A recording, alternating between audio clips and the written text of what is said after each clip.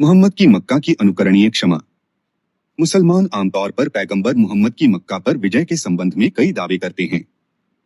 सबसे पहले मुस्लिम सेना ने शहर में शांतिपूर्वक और निर्विरोध प्रवेश किया, जिसका कुरैश ने स्वागत किया। दूसरे, कुरैश ने स्वेच्छा से बड़ी संख्या में इस्लाम में परिवर्तित नहीं किया दबा। तीसरा, मोहम्मद ने कुरैश को मौत की सजा न देकर अनुकरणीय क्षमा दिखाई।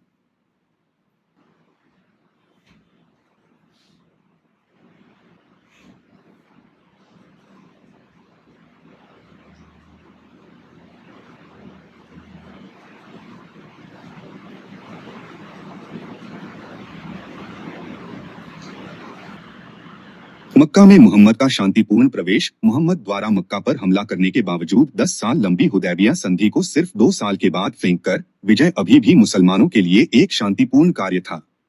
बेशक मोहम्मद और उनके शिष्यों ने उन 2 वर्षों के दौरान भी लगातार संधि का उल्लंघन किया था। जहां तक मोहम्मद के मक्का में निर्विरोध प्रवेश के दावे का सवाल है, तो यह महसूस करना मुश्किल नहीं होना चाहिए कि उस दिन क्या हुआ होगा यदि मक्का ने अपने शहर की रक्षा करने की कोशिश की होती। शहर पर हमला करने से पहले मोहम्मद ने अबू सुफियान से क्या मांग की थी? यह था, इस्लाम स्वीकार करो या तुम्हारा सिर लुढ़क जाएगा, है ना? और जब मक्का के कुछ भटके हुए नागरिकों ने अपनी मूर्खता में खालिद इब्न वालिद की सेना का विरोध करने की कोशिश की, तो वे उसकी सेना की तलवार के लिए भोजन बन गए। मुसलमानों को निर्विरोध प्रवेश की अनुमति दी गई थी, इसलिए नहीं कि वे एक शांतिपूर्ण और प्यारे लोग थे, बल्कि इसलिए कि वे कमजोर मक्का को पछाड़ने के लिए घातक और मजबूत थे। मदीना के दुर्भाग्यपूर्ण यहूदी कुलों का भाग्य, विशेष रूप से बानु कुरैजा के पुरुषों द्वारा झेली गई भयावहता, जिन्हें मोहम्मद नीचे वर्णित द्वारा बर्बर तरीके से तलवार से मार दिया गया था, मक्का के दिमाग में बहुत अधिक जीवित था। मक्का की स्वेच्छा से इस्लाम की स्वीकृति। यदि मोहम्मद के मक्का पर कब्जा करने के दिन कुरैश ने बिना किसी दबाव के बड़ी संख्या में इस्लाम स्वीकार किया था, लेकिन इस्लाम के शांतिपूर्ण संदेश के कारण स्वाभाविक रूप से एक सवाल उठता है, उन्होंने 2 साल पहले इस्लाम को क्यों नहीं अपनाया जब मोहम्मद मक्का के लिए एक अभियान का नेतृत्व किया था? उन्होंने अपने खून की आखिरी बूंद के साथ मोहम्मद के मक्का में प्रवेश को रोकने की कोशिश क्यों की, जिसके कारण हुदैबिया संधि पर हस्ताक्षर किए गए? इसके अलावा संधि के समापन के बाद के उन 2 मध्यवर्ती वर्षों के दौरान मोहम्मद ने कोई शांतिपूर्ण और प्रेमपूर्ण काम नहीं किया, जो शायद मक्का पर कब्जा करने के दिन बड़ी संख्या में इस्लाम को अपनाने के लिए कुरैशी को प्रभावित कर सके। इसके बजाय मोहम्मद ने जल्द से जल्द अवसर पर संधि का उल्लंघन किया और उनके शिष्यों ने उनके कारवां पर लगातार हमला करके और परिचारकों को मारकर कुरैशी को भयानक पीड़ा दी। उन्होंने संधि की समाप्ति से 8 साल पहले संधि को पूरी तरह से हटा दिया। मोहम्मद ने उन 2 मध्यवर्ती वर्षों के दौरान अन्य गैर मुस्लिम जनजातियों अर्थात खैबर, बानु सोलीम, बानु लीथ, बानु मुर्रा, धत अतला, मुता और बानु नेदज के यहूदी गढ़ के खिलाफ कई अकारण हिंसक छापे मारने का आदेश दिया था। 64 अंत में अबू सुफियान का अपने साथी नागरिक को संदेश था, असलम तस्लाम, अगर आप सुरक्षित रहना चाहते हैं तो मुस्लिम बने। उनकी सुरक्षा के लिए उनके सामने केवल 2 विकल्प थे, पहला इस्लाम कबूल करना और दूसरा मस्जिद, काबा या अबू सुफियान के घर में शरण लें। इन उदाहरणों से यह स्पष्ट होता है कि यह इस्लाम की शांतिपूर्ण प्रकृति या मोहम्मद के शांतिपूर्ण और प्रेमपूर्ण इशारों और कृत्यों ने उस दिन बड़ी संख्या में इस्लाम को अपनाने के लिए कुरैश को आश्वस्त नहीं किया था। मोहम्मद की क्षमा। पैगंबर मोहम्मद द्वारा आत्मसमर्पण करने वाले कुरैश के जीवन को बख्शते हुए मुसलमानों द्वारा उनकी ओर से उत्कृष्ट उदारता और क्षमा के प्रदर्शन के रूप में चित्रित किया गया है। मुसलमान आमतौर पर इसे अपने दुश्मनों के प्रति मोहम्मद की अनुकरणीय दया के प्रमाण के रूप में उद्धृत करते हैं। मुसलमान ऐसा आभास देते हैं कि इतिहास में कभी किसी नेता ने अपने परास्त शत्रुओं के प्रति इतनी बाहरी क्षमा और सहनशीलता नहीं दिखाई, लेकिन मोहम्मद या कोई अन्य नाम मात्र का समझदार व्यक्ति ऐसे लोगों का वध कैसे कर सकता है जो पहले से ही अपने शहर पर कब्जा करने का विरोध नहीं करने के लिए सहमत हो गए थे, और उनके नेता अबू सुफियान ने पहले ही मोहम्मद के धर्म और भविष्यवाणी को स्वीकार कर लिया था। मोहम्मद ने अबू सुफियान से भी वादा किया था कि अगर वे उसकी उन्नति का विरोध नहीं करते हैं तो वह उन्हें नुकसान नहीं पहुंचाएगा। यह स्पष्ट रूप से प्रदर्शित किया गया है कि कुरैश ने मोहम्मद के प्रति कभी कोई क्रूरता नहीं दिखाई जब उन्होंने शुरू में मक्का में अपने धर्म का प्रचार किया। 13 वर्षों तक अपने धर्म और रीति रिवाजों के अपमान के बावजूद वे उसके साथ व्यवहार करने में सभ्य सीमा के भीतर रहे। यह मोहम्मद ही था जिसने फिर भी मक्का के कारवां पर कई लूटपाटों के लिए आक्रामक रूप से छापेमारी की थी, जिसके कारण उनके बीच कई रक्तपात करने वाली लड़ाइयां हुई।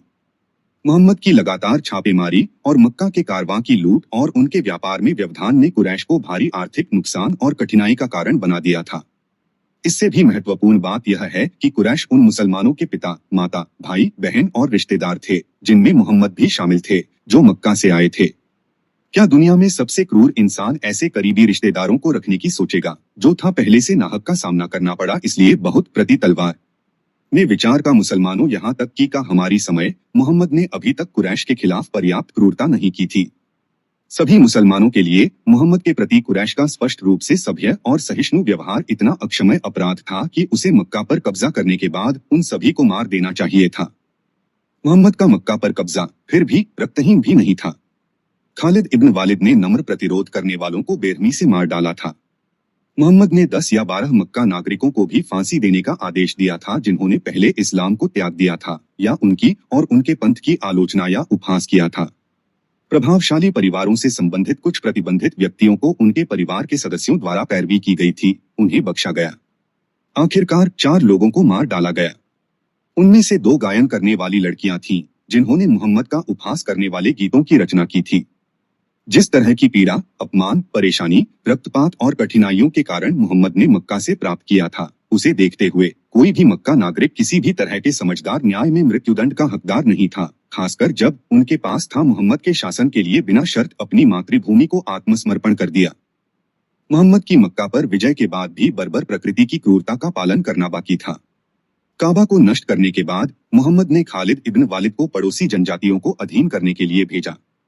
खालिद जजीमा, जादिमा जनजाति के पास पहुंचे और उन्हें हथियार डालने का आदेश दिया। इब्न इशाक रिकॉर्ड करता है, जैसे ही उन्होंने अपनी बाहों को रखा, खालिद ने उनके हाथों को उनकी पीठ के पीछे बांधने का आदेश दिया और उन्हें तलवार से डाल दिया। उनमें से कई को मार डाला। 66 कबीले ने पहले ही मोहम्मद को अधीनता की पेशकश की थी। इस आधार पर खालिद की पार्टी में मदीना के कुछ नागरिकों और शरणार्थियों ने हस्तक्षेप किया, बाकी लोगों की जान बचाई। इसके अलावा जजीमा आदिवासियों ने मोहम्मद या उनके समुदाय को कभी कोई परेशानी नहीं दी थी, इसलिए उन पर यह क्रूरता किसी बर्बरता से कम नहीं थी।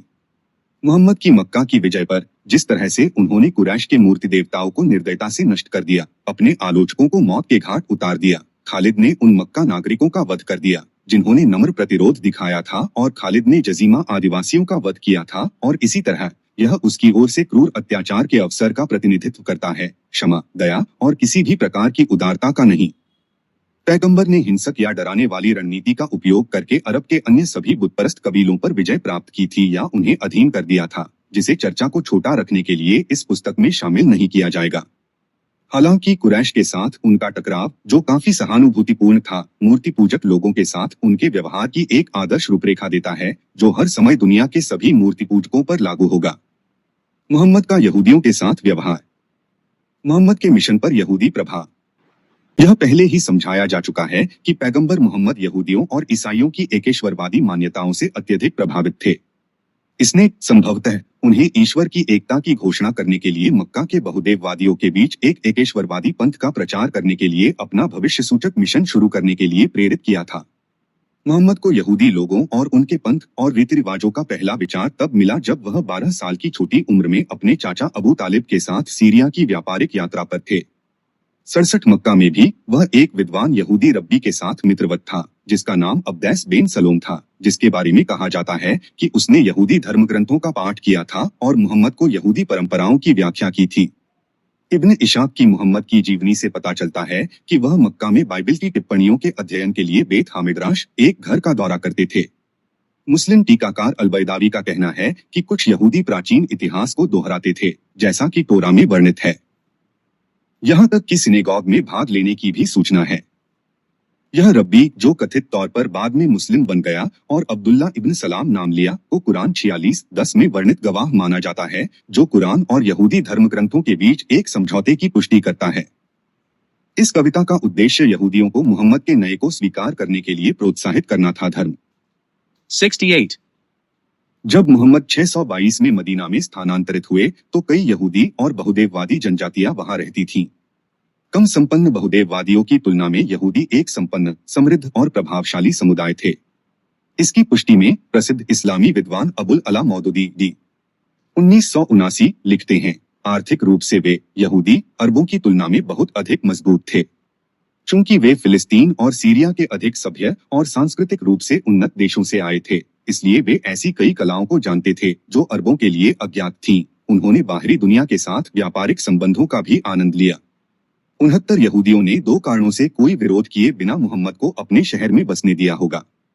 सबसे पहले, मोहम्मद निराश बहुदेववादियों के बीच मूर्ति पूजा को मिटाने के लिए एक एकेश्वरवादी पंथ का प्रचार कर रहे थे, जिसे यहूदी उतना ही चाहते थे। दूसरा, इस समय मोहम्मद का धर्म यहूदी धर्म के प्रति मैत्रीपूर्ण और सुसंस्कृत था, जिससे यहूदियों और उनके धर्म ग्रंथों को कुरान में बहुत सम्मानजनक प्रतिपादन मिला। मदीना में शुरुआत में मोहम्मद ने यहूदियों और उनके विश्वास की प्रशंसा करना जारी रखा। उसने उनके साथ अच्छे संबंध बनाए रखे और कई यहूदी रीति रिवाजों को अपनाया, जैसे उपवास, खतना, प्रार्थना करते समय यरूशलेम की ओर मुड़ना आदि। देखें नीचे। यहूदियों को इस्लाम की ओर आकर्षित करने के लिए मोहम्मद का उपदेश।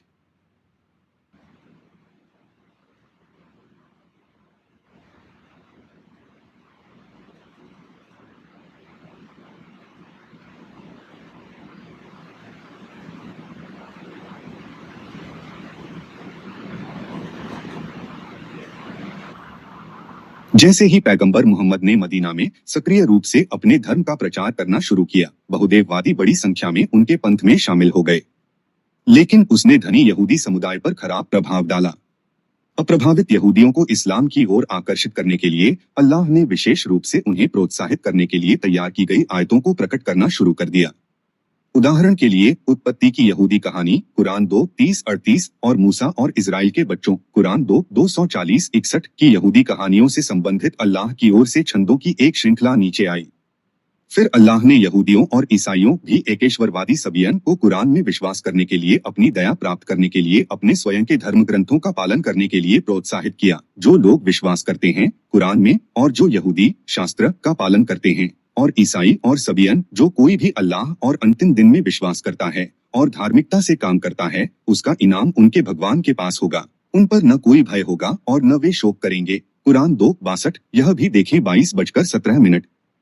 अल्लाह ने यहूदियों और ईसाइयों को मोहम्मद को अपना नबी भी स्वीकार करने के लिए कई प्रत्यक्ष उपदेश दिए हैं। पुस्तक के अनुयायी यहूदी और ईसाई निश्चय ही हमारे रसूल मोहम्मद दूतों की समाप्ति के बाद तुम्हें समझाते हुए तुम्हारे पास आए हैं। कहीं ऐसा न हो कि तुम यह न कहो कि हमारे पास कोई शुभ समाचार देने वाला या चेतावनी देने वाला नहीं आया, तो वास्तव में तुम्हारे पास आया है शुभ समाचार देने वाला और चेतावनी देने वाला, और अल्लाह के पास हर चीज पर अधिकार है। कुरान 5:19। लेकिन यहूदियों को मोहम्मद के विश्वास में आकर्षित करने के लिए इस्लामी देवता के सभी प्रयास पूरी तरह विफल रहे। इस्लाम में अच्छी रोशनी में यहूदी सिद्धांत।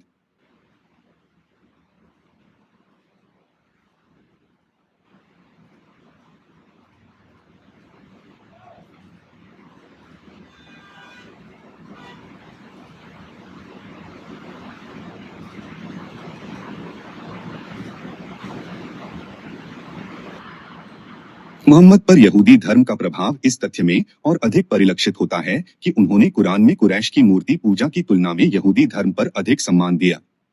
यहूदी कुलपति अब्राहम और उनके बेटे इस्माइल, पैगंबर मूसा और राजा डेविड, दाऊद और सुलेमान एट अल।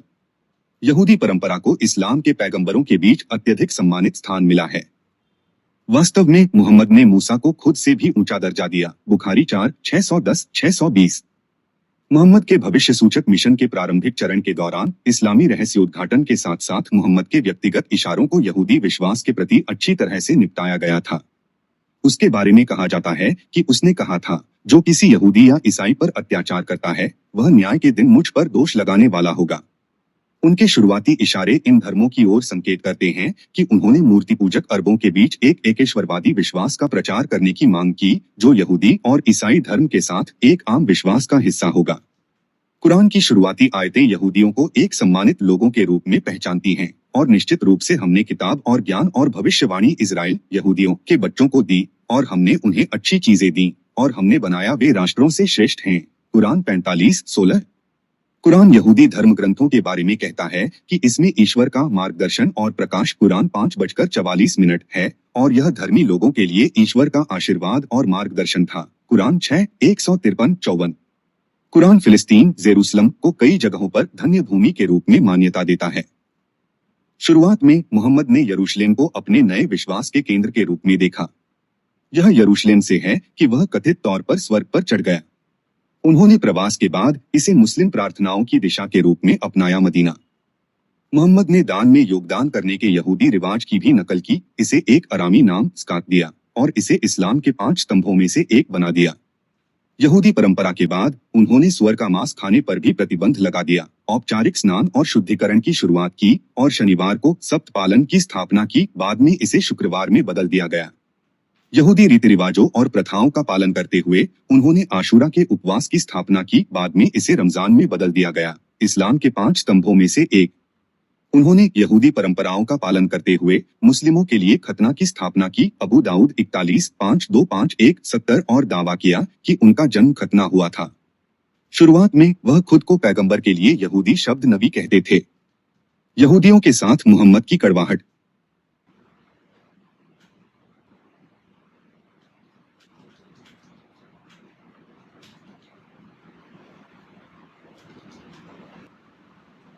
यहूदियों ने इस्लाम अपनाने के लिए अल्लाह और पैगंबर मुहम्मद के उपदेशों को नजरअंदाज कर दिया।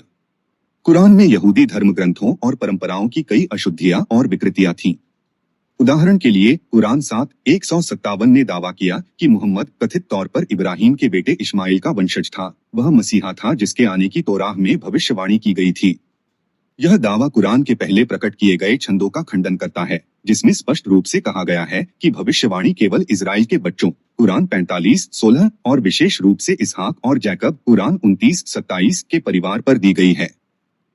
मोहम्मद एक अरब थे, न कि एक इजरायली, और इस्माइल तक जाने वाली उनकी परिवार रेखा इसहाक और जैकब से अलग थी। यहूदी रब्बियों ने इस स्पष्ट विरोधाभास की ओर इशारा करते हुए भविष्यवाणी के अपने दावे का आसानी से खंडन किया। कुरान इसके अलावा इस्माइल इब्राहिम का एक नाजायज बेटा था जो गैरसामी जाति की मिस्र की उपपत्नी हाजिरा के साथ उसके संबंध से पैदा हुआ था। इसलिए वह अब्राहम के साथ परमेश्वर की वाचाओं से बाहर था। बाइबल ने उसे बकवास और हिंसक उत्पत्ति 16:12 के रूप में भी वर्णित किया। इसलिए परमेश्वर इस्माइल के वंश पर भविष्यवाणी नहीं कर सका। यहूदियों ने मुहम्मद के इस दावे को भी खारिज कर दिया कि कुरान एक दैवीय रहस्योद्घाटन था, क्योंकि यह एक पवित्र भाषा हिब्रू या सिरियक में नहीं बल्कि अरबी में कवियों और शराबी की भाषा में प्रकट हुआ था। यहूदियों ने तोरा की घटनाओं के मुहम्मद के संस्करणों में कई त्रुटियों की ओर इशारा किया और उन्हें यहूदी धर्म ग्रंथों से अनभिज्ञ कहा, जिसे उनके रहस्योद्घाटन ने पुष्टि करने का दावा किया। उदाहरण के लिए उसने यहूदियों पर यह कहने का गलत आरोप लगाया कि एजरा ओजायर ईश्वर का पुत्र था, कुरान 9:30, जिसका उन्होंने आसानी से खंडन किया। संक्षेप में, यहूदियों ने मुहम्मद के भविष्यवाणी के दावे को उनके कथित रहस्योद्घाटन को विकृत, भ्रामक और कभी-कभी कहकर खारिज कर दिया। अबोधगमय यहूदियों के साथ ये कड़वे तर्क और विरोध अक्टूबर 623 में मुहम्मद के मदीना आने के बमुश्किल 1 साल बाद और बद्र की लड़ाई से कुछ समय पहले सामने आया। यहूदियों ईसाइयों को इस्लाम की ओर लुभाने में विफल रहने के बाद एक क्रोधित अल्लाह ने अब उनके आगे के अनुनय से अलग होने की मांग की और खुलासा किया, और यहूदी आपसे खुश नहीं होंगे, न ही ईसाई, जब तक आप उनके धर्म का पालन नहीं करेंगे। कह दो, निश्चय ही अल्लाह का मार्गदर्शन वही सच्चा मार्गदर्शन है। और यदि आप उस ज्ञान के बाद उनकी इच्छाओं का पालन करते हैं जो आपके पास आ गया है, तो आपके पास अल्लाह से कोई संरक्षक नहीं होगा और न ही कोई सहायक होगा। कुरान 2:120। इसके बाद यहूदियों के प्रति अल्लाह का लहजा और मुहम्मद का इशारा बदलने लगा। यहूदी कुलपति इब्राहिम अब एक मुस्लिम और मुहम्मद के अपने मिशन के अग्रदूत बन गए। अब्राहम एक यहूदी नहीं था और न ही एक ईसाई, लेकिन वह विश्वास में सच्चा था और अपनी इच्छा को अल्लाह यानी इस्लाम के लिए के सामने झुकाया। कुरान 3:67। पैगंबर की वंशावली के बारे में विरोधाभास का मुकाबला करने और मुहम्मद के दावे को वैधता देने के लिए अल्लाह ने अब इब्राहिम इस्माइल वंश की वंशावली के साथ एक पूरी तरह से नई वंशावली बनाने के लिए छंदों की एक श्रृंखला का खुलासा किया। इजराइल के बच्चों से अपने विश्वास की वाचा को दूर करने और इसे मुहम्मद एक अरब पर रखने के लिए अल्लाह ने अब इब्राहिम और इस्माइल के साथ उनकी एक नई वाचा का आविष्कार किया, जिन्होंने कथित तौर पर अल्लाह के पवित्र घर काबा की स्थापना की थी। मक्का में अरब में केंद्रित मुहम्मद के भविष्य सूचक मिशन के अनुरूप इजराइल में नहीं, अब अल्लाह ने दावा किया कि उसने काबा के आसपास अपने विश्वास के केंद्र के लिए अपना आशीर्वाद दिया था। कुरान 2:126-30। छंदों के एक नए सेट के माध्यम से 3:67 2:126-30 अल्लाह ने इब्राहिम विश्वास का एक बिल्कुल नया प्रतिमान बनाया, जो मक्का में केंद्रित होना चाहिए, न कि इजराइल में, और इसकी वाचा को इब्राहिम इस्माइल लाइन का पालन करना चाहिए। वंशावली इसहाक या याकूब वंश नहीं। दूसरे शब्दों में, इस्लाम मूल धर्म था जिसे अल्लाह ने इब्राहिम और इस्माइल के माध्यम से स्थापित करने की योजना बनाई थी, और मोहम्मद अरब पैगंबर अल्लाह के मूल रूप से इच्छित धर्म को उसके शुद्ध रूप में बहाल करने के लिए आए थे। यहूदी टोरा, जिसे अल्लाह ने शुरू में अपने मार्गदर्शन और प्रकाश कुरान 5:44 और धर्मी लोगों के लिए एक आशीर्वाद और मार्गदर्शन कुरान 6:153-54 युक्त दिव्य पुस्तक के रूप में पहचाना था, अब यहूदियों द्वारा विकृत हो गया। कुरान 2:79। यहूदी, जो पहले अल्लाह द्वारा सभी लोगों से ऊपर विशेषाधिकार के रूप में पहचाने जाते थे, कुरान 45:15, अब उन लोगों की ओर मुड़ गए जो आस्तिक मुसलमानों के लिए सबसे बड़ी दुश्मनी दिखाते हैं। कुरान 5:82। मोहम्मद अब खुद को नबी के बजाय रसूल, दूत कहने लगे। अपने धर्म के एक नए केंद्र का आविष्कार करने के बाद अल्लाह ने अब यरूशलेम से मक्का, कुरान 2:144 में प्रार्थना के लिए दिशा बदलने के लिए खुलासे भेजे। मोहम्मद ने सब्त के दिन को शनिवार से शुक्रवार, जुमा और यहूदी परंपरा के अनुसार आशूरा के उपवास को मक्का के हनीफों की परंपरा के अनुसार रमजान के महीने भर के उपवास में बदल दिया। मोहम्मद ने या तो कई अन्य यहूदी रीति रिवाजों और प्रथाओं को बदल दिया या संशोधित किया, जिसे उन्होंने मदीना पहुंचने के बाद अपनाया था। यहूदियों ने अब उस पर चंचल मन का आरोप लगाया। उन्होंने मूर्ति पूजा मंदिर में रखे ब्लैक स्टोन के एक टुकड़े, एक मूर्ति पूजक बुत की ओर मुड़ने के लिए भी उसका उपहास किया। काबा, मोहम्मद की हिंसा यहूदियों।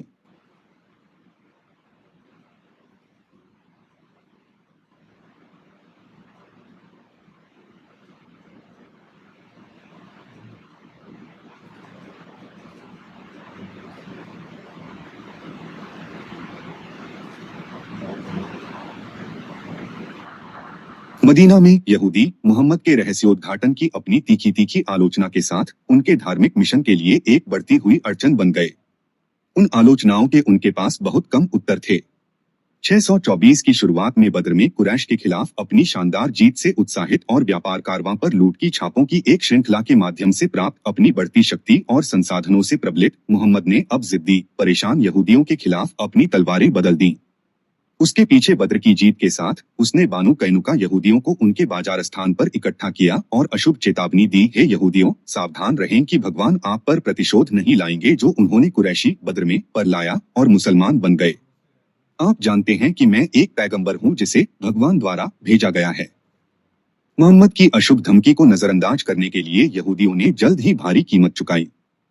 बानु कैनुका पर हमला। इस चेतावनी के बाद अप्रैल 624 में एक दिन बानु कैनुका के एक युवक ने कथित तौर पर एक मुस्लिम महिला को बाजार स्थल पर छेड़ा। वहां मौजूद एक मुस्लिम ने यहूदी मस्खरा को मार डाला। बदले में इस आदमी को यहूदियों ने बदला लेने के लिए मार डाला। 72 इस विवाद के बहाने मोहम्मद ने मदीना के सबसे धनी बानु कैनुका के पूरे समुदाय को घेर लिया। 15 दिनों की घेराबंदी के बाद यहूदियों ने आत्मसमर्पण कर दिया। मोहम्मद ने आत्मसमर्पण करने वाले पुरुषों को उनके सारांश निष्पादन के लिए बाध्य करने का आदेश दिया। इस बिंदु पर खजराज कबीले के प्रमुख अब्दुल्ला इब्न उबाई, जो इस्लाम में परिवर्तित हो गए थे लेकिन मोहम्मद के मिशन के प्रति संदिग्ध निष्ठा रखते थे, ने दृढ़ता से हस्तक्षेप किया। उसने मोहम्मद से आग्रह किया, भगवान के द्वारा क्या आप एक सुबह इन 700 आदमियों को काट देंगे? अब्दुल्ला ने विनती की, हे मोहम्मद, मेरे मुवक्किलों के साथ व्यवहार करो। यह ध्यान दिया जाना चाहिए कि बानु कैनुका अब्दुल्ला के कबीले के सहयोगी थे। जब पैगंबर ने उनकी दलीलों को नजरअंदाज करने की कोशिश की, अब्दुल्ला उसे उसके चोले के कॉलर से पकड़ लिया और जोर देकर कहा, भगवान के द्वारा मैं तुम्हें तब तक नहीं जाने दूंगा जब तक तुम मेरे मुवक्किलों के साथ अच्छा व्यवहार नहीं करते। उन्होंने आगे चेताया, मैं आदमी हूँ, हालात बदल सकते हैं। 73. अब्दुल्ला एक प्रभावशाली नेता थे और मोहम्मद ने समझदारी से कैदियों को मारने से मना कर दिया। इसके बजाय उसने उन्हें सीरिया में निर्वासित कर दिया। उन्हें जाने के लिए 3 दिन का समय दिया गया था और उनके व्यापार का कोई भी उपकरण लेने से मना किया गया था। एक बार जब यहूदी चले गए तो मोहम्मद ने जल्दी से उनके घरों और संपत्तियों पर कब्जा कर लिया, जिसे उन्होंने अपने शिष्यों के बीच अल्लाह के कारण जिहाद के माध्यम से प्राप्त पवित्र लूट के रूप में वितरित किया। इस समय के बारे में उन्होंने उन लोगों की हत्या का आदेश दिया जिन्होंने उनके पंथ और कार्यों की आलोचना की। पीड़ितों में अबू अफाक नाम का एक 120 वर्षीय कवि शामिल था, जिसने मोहम्मद के हिंसक कृत्यों की निंदा करते हुए छंदों की रचना की थी। एक अन्य शिकार कवयित्री अस्मा बते मारवान थीं, जो 5 की मां थीं, जिन्होंने अबू अफाक और उनकी अन्य हिंसक गतिविधियों की हत्या के लिए मोहम्मद की निंदा करते हुए छंदों की रचना की थी। तीसरा शिकार यहूदी कवि काब इब्न अशरफ थे, जिन्होंने बदर में मोहम्मद की क्रूरता की निंदा करते हुए छंदों की रचना की और कुरैश को हार का बदला लेने के लिए प्रेरित किया। 74. इब्न इशाक के अनुसार मोहम्मद ने इस समय यहूदियों को मारने की सामान्य स्वीकृति देते हुए कहा, अपनी शक्ति में आने वाले यहूदी को मार डालो। इसके बाद मुहेसा, एक यहूदी जो इस्लाम में परिवर्तित हो गया, सुनैना नाम के एक यहूदी व्यापारी से मिला। मुहेसा दुर्भाग्यपूर्ण व्यापारी पर गिर पड़ा और उसे मार डाला। मुहेसा के परिवार के सुनैना के साथ सामाजिक और व्यावसायिक संबंध थे और उससे उन्हें लाभ हुआ। उनके बड़े भाई हुवैसा ने मूल्यवान व्यक्ति की हत्या के लिए उनका सामना करते हुए कहा, हे ईश्वर के शत्रु, क्या तुमने उसे मार डाला जब तुम्हारे पेट की चर्बी उसके धन से आती है? छोटे भाई ने अशुभ उत्तर दिया, जिसने मुझे मारने का आदेश दिया था, अगर उसने मुझे तुम्हें मारने का आदेश दिया होता तो मैं तुम्हारा सिर काट देता। बर्बर रवैये और प्रतिबद्धता से प्रभावित होकर जो मोहम्मद के पंथ ने छोटे भाई में पैदा किया था, हुवैसा ने कहा, भगवान द्वारा एक धर्म जो आपको इस तक ला सकता है वह अद्भुत है और वह एक मुसलमान बन गया। इब्न इशाक रिकॉर्ड करता है। 75. बानु नादिर पर हमला। मदीना के यहूदियों के खिलाफ मोहम्मद का अगला अत्याचार अगस्त 625 में आया। ओहुद की विनाशकारी लड़ाई के कुछ महीने बाद मोहम्मद अबू बकर, उमर और अली एट अल के साथ एक विवाद की मध्यस्थता के लिए बानु नादिर नेता के घर गए, जिसमें मोहम्मद के एक शिष्य ने बानु नादिर से संबद्ध एक जनजाति के एक व्यक्ति को मार डाला था। बैठक के बीच में मोहम्मद अचानक उठ गए, अपने साथियों से कहा, जब तक मैं तुम्हारे पास न आऊं तब तक मत जाओ, और वह वापस मदीना चला गया। उसके साथी बहुत देर तक प्रतीक्षा करते रहे और जब मोहम्मद नहीं लौटे तो वे भी चले गए। इब्न इशाक के अनुसार मोहम्मद ने बाद में बानु नादिर पर घर की छत से पत्थर फेंककर उसे मारने की साजिश रचने का आरोप लगाया। दिलचस्प बात यह है कि इतने लंबे समय तक इंतजार करने वाले उसके किसी भी साथी ने छत पर किसी को नहीं देखा। फिर उसने यहूदी जनजाति पर राजद्रोह का आरोप लगाया और उन्हें मौत की पीड़ा पर अपनी बस्तियों को खाली करने का आदेश दिया।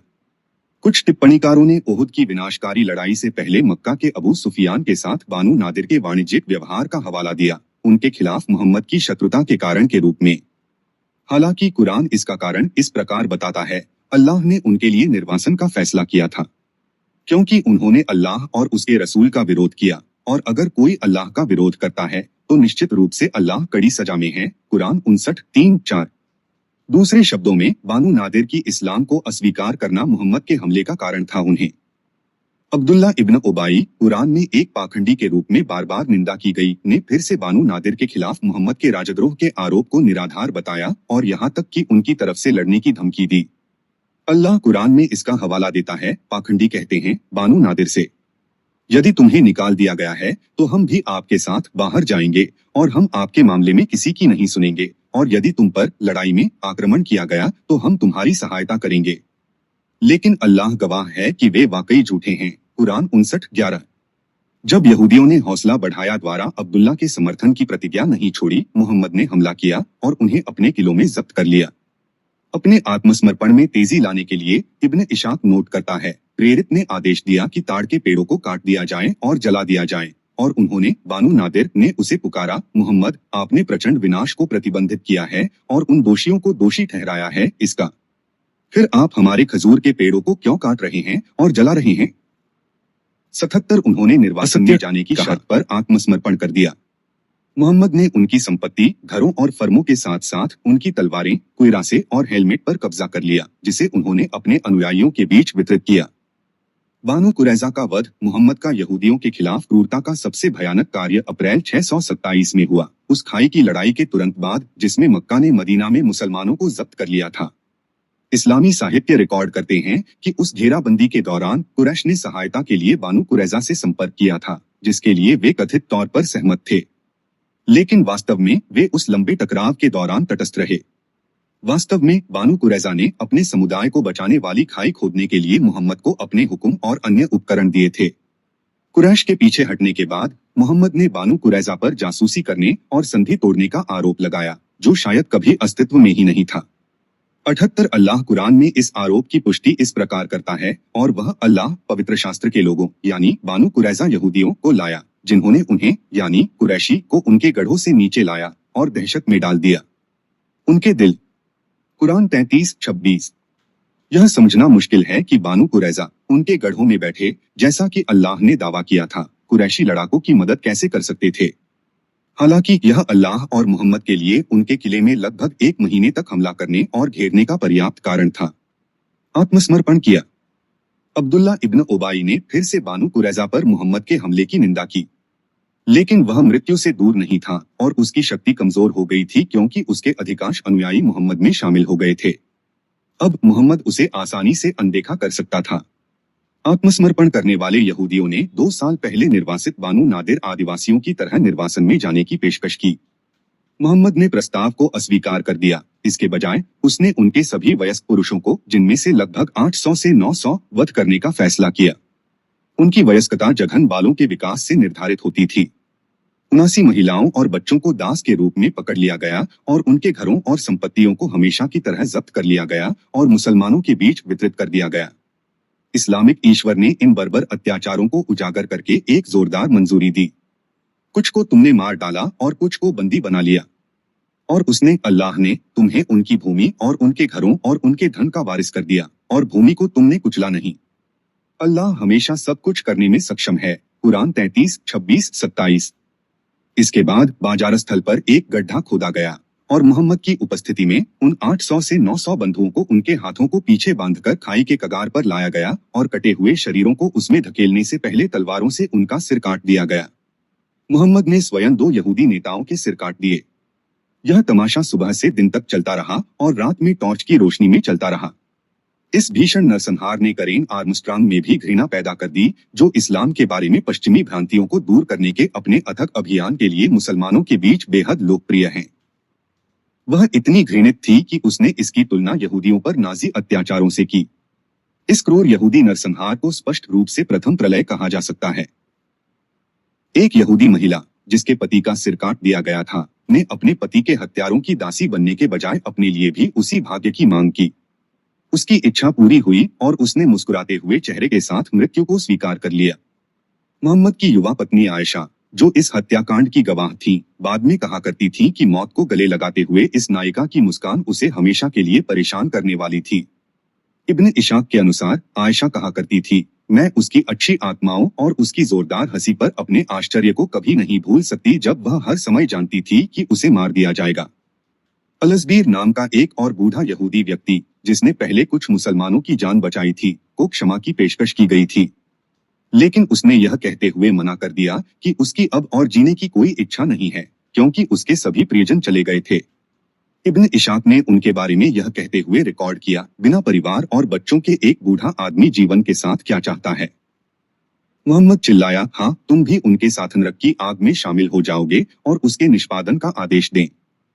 बानु कुरैजा की संपत्ति में से पवित्र लूट के रूप में कब्जा कर लिया। मोहम्मद ने अपने हिस्से के रूप में 5वां हिस्सा रखा और बाकी को उनके अनुयायियों के बीच वितरित किया गया। बंदी महिलाओं और बच्चों को भी इसी तरह बांटा गया। बंदियों में से युवा और सुंदर महिलाएं सेक्स गुलाम बन गईं। मोहम्मद ने खुद रेहाना नाम की एक खूबसूरत महिला को अपनी उपपत्नी के रूप में लिया। वह पुरुषों का वध करने के बाद उसी रात उसे बिस्तर पर ले गया। भविष्य की लड़ाइयों में उपयोग करने के लिए हथियारों और घोड़ों को प्राप्त करने के लिए कुछ महिलाओं को विदेशों में बेचा गया था, जिनमें से इब्न इशाक रिकॉर्ड करते हैं, तब प्रेरित ने साद बी को भेजा। जायद अल-अंसारी बी कुरैजा की कुछ बंदी महिलाओं के साथ नजद को, और उसने उन्हें घोड़ों के लिए बेच दिया और हथियार शस्त्र। खैबर के यहूदियों पर हमला। बानु कुरैजा के विनाश के साथ मदीना को यहूदियों से मुक्त कर दिया गया था। मोहम्मद का ध्यान अब खैबर में यहूदी समुदाय की ओर गया, जो अरब प्रायद्वीप में एक और शक्तिशाली यहूदी गढ़ है, जो सीरिया के रास्ते में मदीना से लगभग 70 मील उत्तर में स्थित है। वह विशेष रूप से निर्वासित बानु नादिर यहूदियों से नाराज थे, जो मदीना से निष्कासन के बाद वहां बस गए थे। इसका नेता अबू रफी उस संघी सेना में शामिल था जिसने खाई की लड़ाई में मदीना की घेराबंदी की थी। इसलिए अबू रफी और उसके समुदाय से बदला लिया जाना था। इसके तुरंत बाद 627 मोहम्मद ने अली की कमान के तहत खैबर के लिए एक अभियान भेजा, जिसका ऊंटों और भेड़प्रियों को पकड़ने के अलावा कोई नतीजा नहीं निकला। मोहम्मद ने फिर अबू रफी की हत्या के लिए हत्यारों का एक दल भेजा। एक दोस्ताना ढोंग पर हत्यारों ने अबू रफी के घर में प्रवेश किया और उसे भेज दिया। जब सफल हत्यारे मदीना लौटे तो पैगंबर ने कहा, सफलता आपको मिलती है और तुम है पैगंबर। उन्होंने जवाब दिया, इस तरह का एक और हत्याकांड मिशन खैबर के नेता उसीर यूसीर की हत्या के लिए भेजा गया था, लेकिन इस बार यहूदी बहुत सतर्क थे और मिशन विफल हो गया। फिर जनवरी 628 में मोहम्मद ने खुले तौर पर अपने नेता के साथ बातचीत के लिए 30 मुसलमानों का एक प्रतिनिधिमंडल खैबर भेजा। उनके आगमन के बाद उन्होंने ओसीर को आश्वासन दिया कि मोहम्मद उसे खैबर पर शासक बना देगा और उसके साथ विशिष्ट व्यवहार करेगा और उसे सुरक्षा की एक गंभीर गारंटी देगा। इस आश्वासन पर ओसीर के नेतृत्व में 30 खैबर पुरुषों का एक प्रतिनिधिमंडल मदीना के लिए रवाना हुआ। प्रत्येक यहूदी व्यक्ति ऊंट पर एक मुसलमान के पीछे बैठा और जब खैबर से कुछ दूरी पर मुसलमान यहूदियों पर गिर पड़े और केवल एक भागकर उन्हें मार डाला। जब यहूदियों की इस नृशंस हत्या का जिक्र मोहम्मद को हुआ तो उसने खुदा का शुक्रिया अदा करते हुए कहा, वास्तव में खुदावंद ने तुम्हें एक अधर्मी कौम से छुड़ाया है। इसके बाद मई 628 में पैगंबर ने एक 600 मजबूत सेना की कमान के साथ खुद के साथ खैबर के खिलाफ एक अभियान शुरू किया। वे रात को चुपके से खैबर के पास पहुंचे। इब्न इशाक के अनुसार जब खैबर के कार्यकर्ता सुबह अपने हुक्म और टोकरियां लेकर बाहर निकले तो उन्होंने प्रेरित और सेना को देखा तो वे चिल्लाए, मोहम्मद अपने बल के साथ, और पूंछ घुमाकर भाग गए। प्रेरित ने कहा, अल्लाह अकबर। खैबर नष्ट हो गया। जब खूनी लड़ाई शुरू हुई तो मुसलमानों ने 93 के साथ जीत हासिल की। यहूदी रक्षक और 19 जिहादी मारे गए। अबू रफी की हत्या के बाद उनके युवा पोते किनाना बानु नादिर यहूदियों के नेता बन गए थे।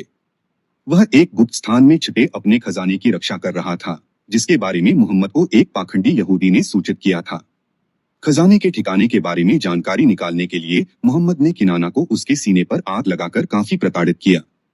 हालांकि खजाना मिल गया और किनाना को मौत के घाट उतार दिया गया। खैबर में जीत के बाद उनके योद्धा, लड़ाई उम्र के पुरुष मारे गए, बच्चों और महिलाओं को बंदी बना लिया गया था। बुखारी 2:14-68। इब्न इशाक रिकॉर्ड करता है, खैबर की महिलाओं को मुसलमानों के बीच वितरित किया गया था। 87 बंदियों में 3 बेशकीमती महिलाएं थीं, साफिया, किनाना की 17 वर्षीय खूबसूरत पत्नी, और उसकी 2 कुंवारी चचेरी बहनें। भविष्यवाणी की परंपराएं हमें बताती हैं कि सफिया शुरू में मोहम्मद के जिहादी कॉमरेड दहियाहबी के हिस्से में आ गई थी। खलीफा अल-कल्बी, जब किसी ने उसे उसकी उत्कृष्ट सुंदरता के बारे में बताया जो केवल पैगंबर के योग्य था, मोहम्मद उसे अपने लिए चाहता था, जैसा कि मुस्लिम 8:3329 बुखारी 5:512 भी कहता है। अनस, अल्लाह उस पर प्रसन्न हो, ने बताया, सफिया, अल्लाह उसके साथ खुश रहो, युद्ध की लूट में दहिया के बहुत से गिर गए और उन्होंने अल्लाह के रसूल की उपस्थिति में उसकी प्रशंसा की, उस पर शांति हो सकती है, और कहा, हमने युद्ध के बंदियों के बीच उसके जैसा नहीं देखा। यह सुनकर मोहम्मद ने आदेश दिया कि दहिया और साफिया को उसकी उपस्थिति में लाया जाए।